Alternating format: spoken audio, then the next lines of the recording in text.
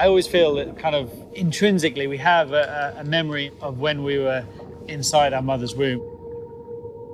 I think somewhere in our body we recall that experience.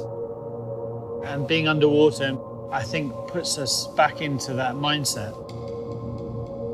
It's almost like going back to the beginning.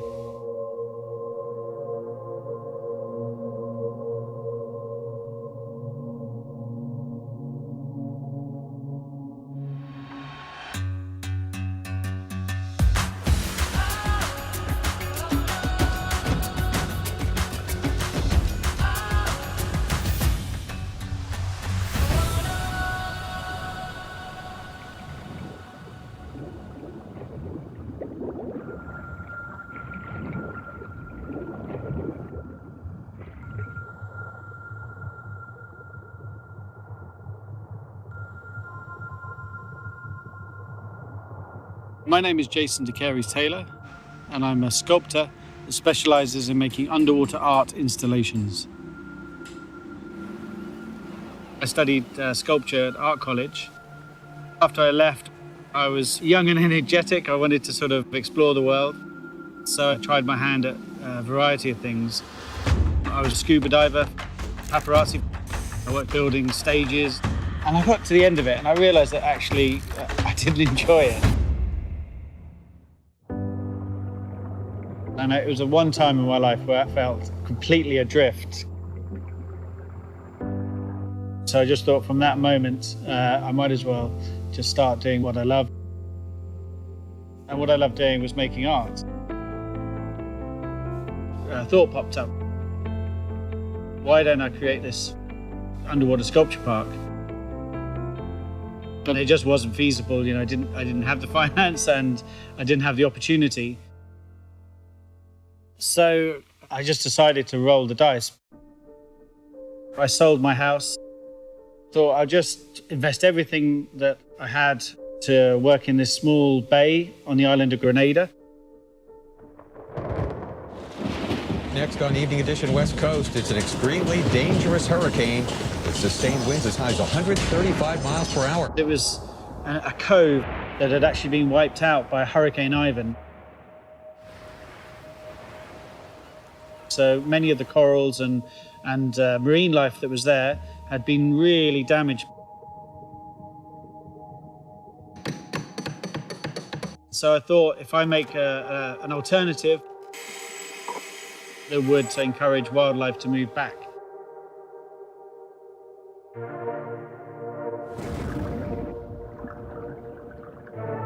We put them in and they're very clean and grey looking. But then slowly and surely, as coral polyps drift in the water column, they start to attach.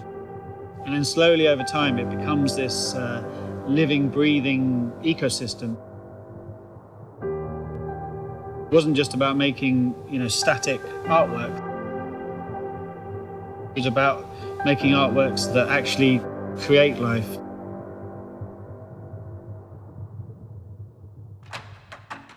After doing the Grenada project, a few other destinations around the world contacted me.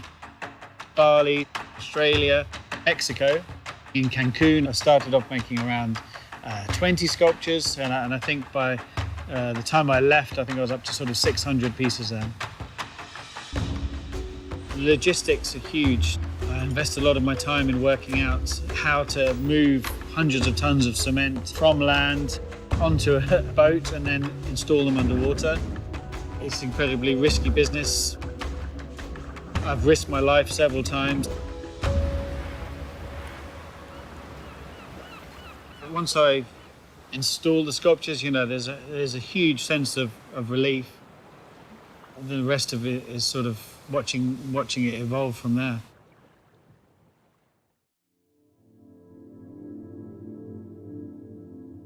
Our planet is changing and we're losing part of ourselves in the process.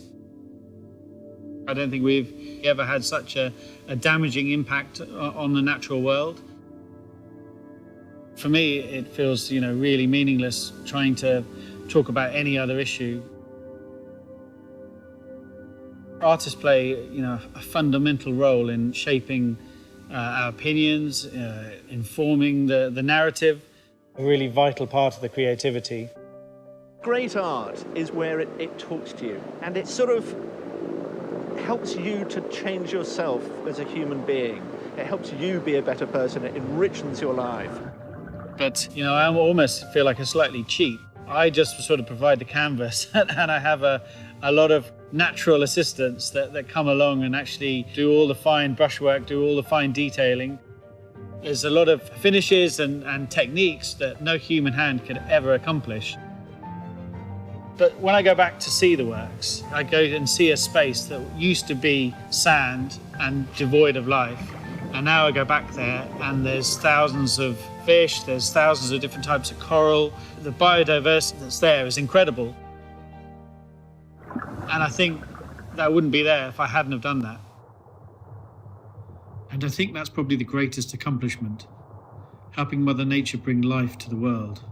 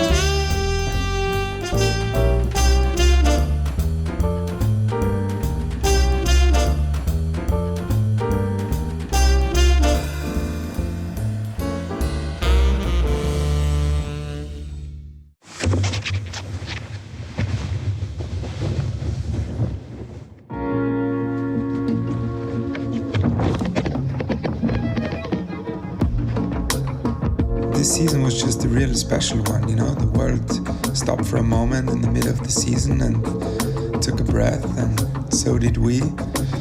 We might have been limited to where we could travel, but we're lucky enough to find some of the lifts here open, and we get to really tune into our home mountains with no distractions of tourism. You know, no lift lines, no après-ski, no traffic jam. No hotels or even restaurants open, so it was just amazing time. I mean, there was no airplanes in the sky. You could finally hear the mountain again. Wildlife came out, and it was just like back in the 70s, I imagine, you know, so quiet, pristine, and tracked for so long. It really brought the pace down, and we got to explore close by and just meet our friends within Austria, and that's about it, right? When you get reminded that the next adventure is close by.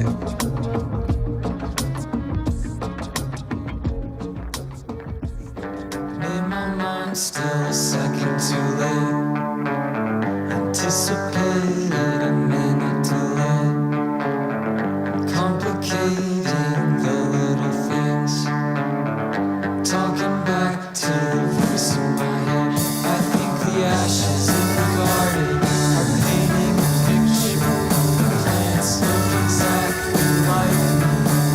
They talk about the bugs on the sidewalk, the dirt wrapped around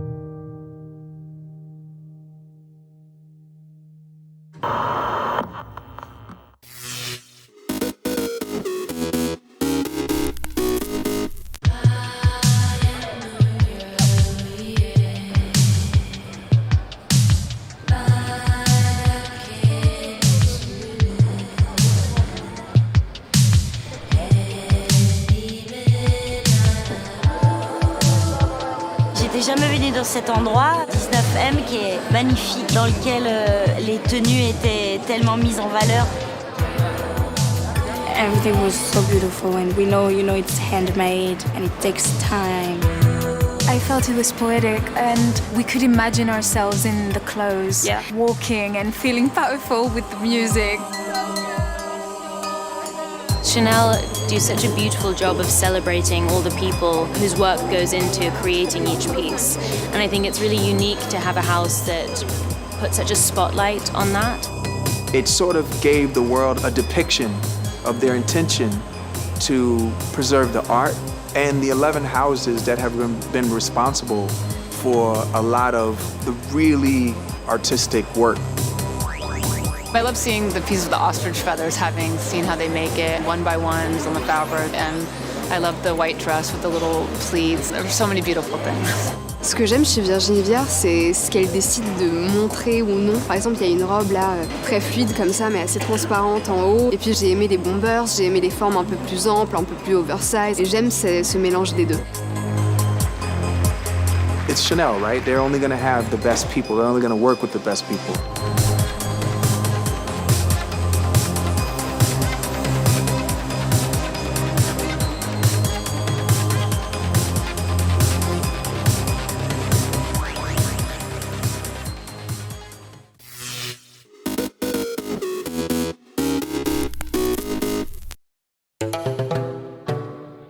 Nude Bethesda is like the spiritual home of free thinkers. It's a sort of vast landscape that's almost biblical in magnitude. The harshness of it makes you a much more thoughtful and spiritual person. It's almost an oasis for people who are innovative in their thinking. Because to survive on such a land means you have to be stronger. You have to look for answers in non-traditional ways. This seems to be a place that is a magnet for people who want to express themselves, and makes it a visually interesting place to be as a photographer. To my friends in America, if they wanted to find an area that was quirky, warm, creative, and in the middle of a fantastic land, I would say come to New Bethesda, because that's where they would find it all together in one small, wonderful place.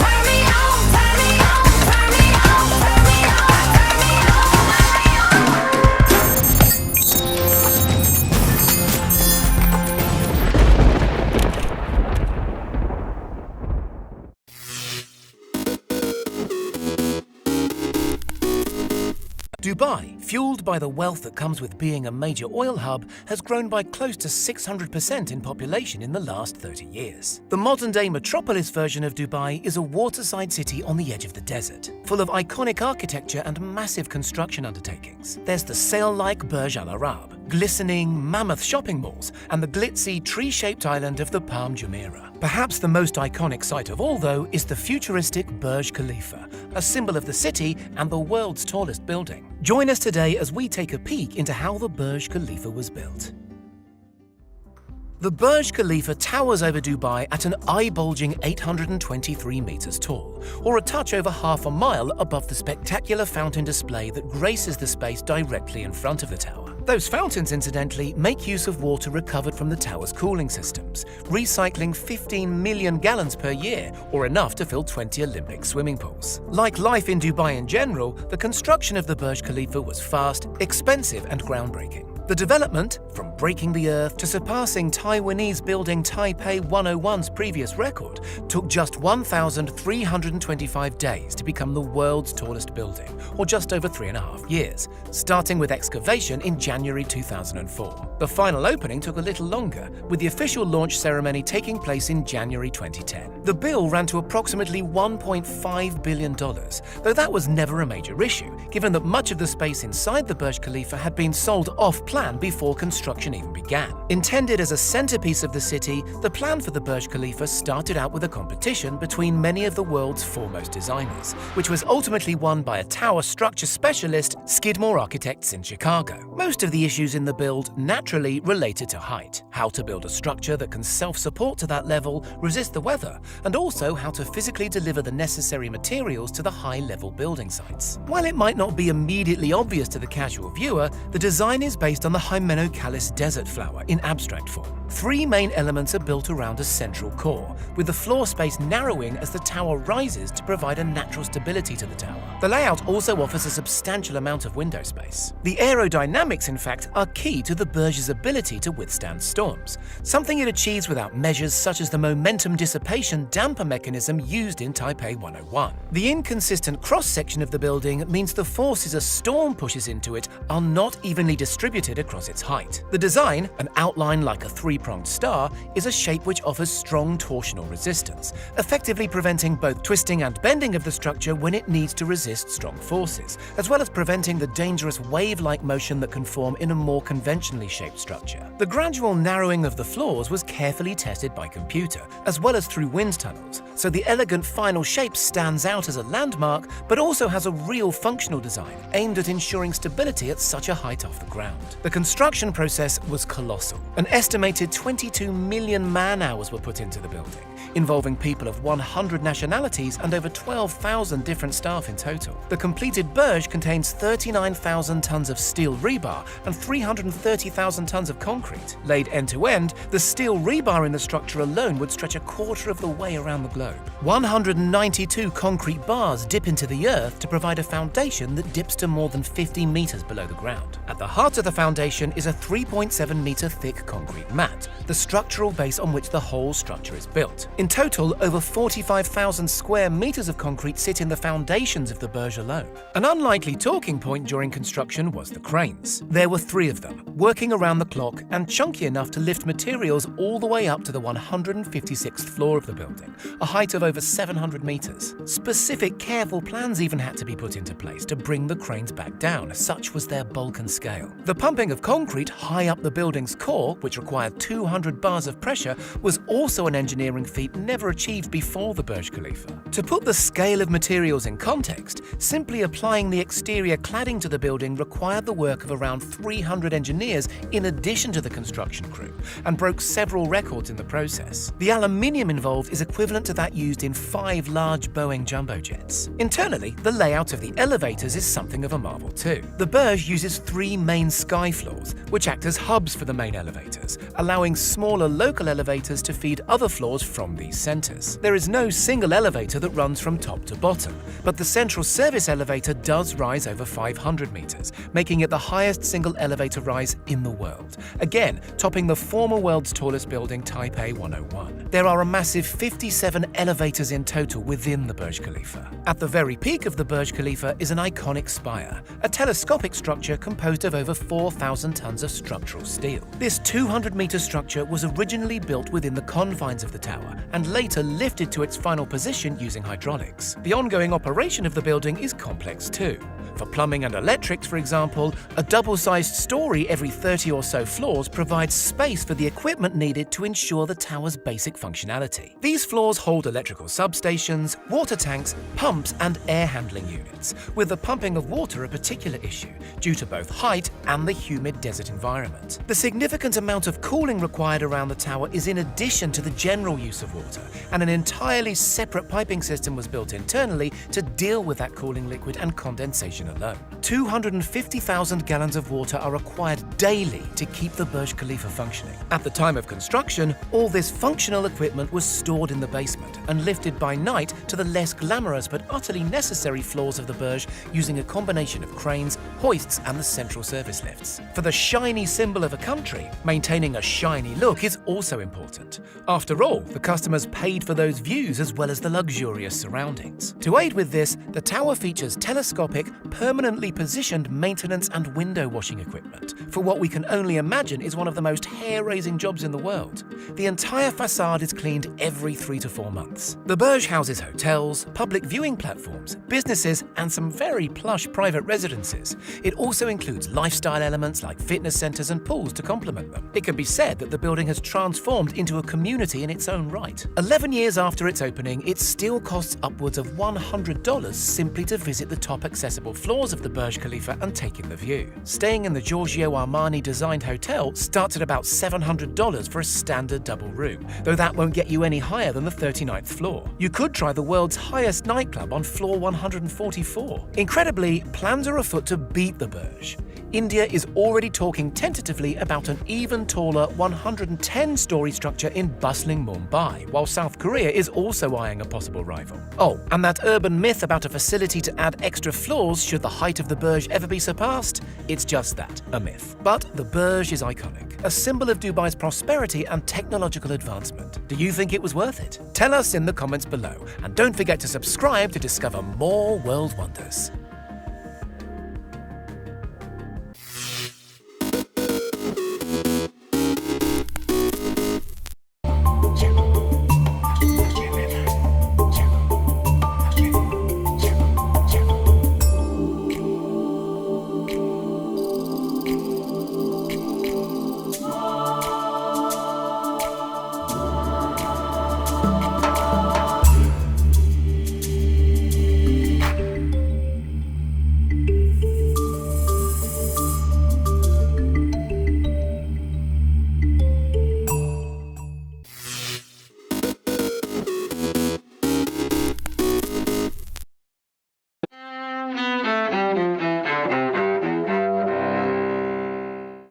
You'll have to find the answer to that riddle somewhere else. January 26, 1998. President Bill Clinton denies having an affair with former White House intern Monica Lewinsky.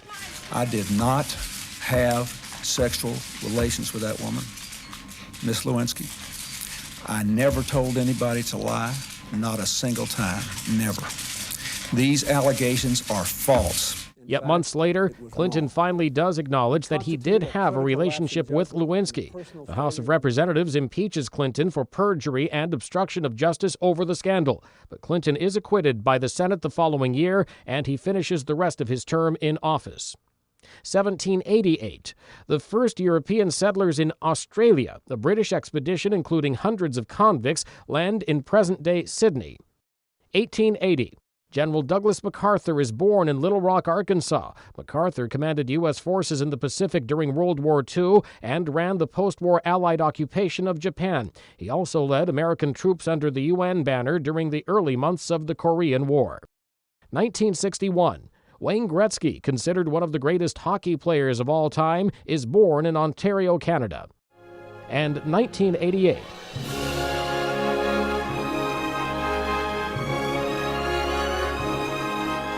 Andrew Lloyd Webber's musical The Phantom of the Opera opens in New York.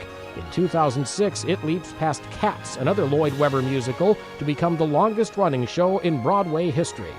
Today in history, January 26th, Mike Gracia, The Associated Press.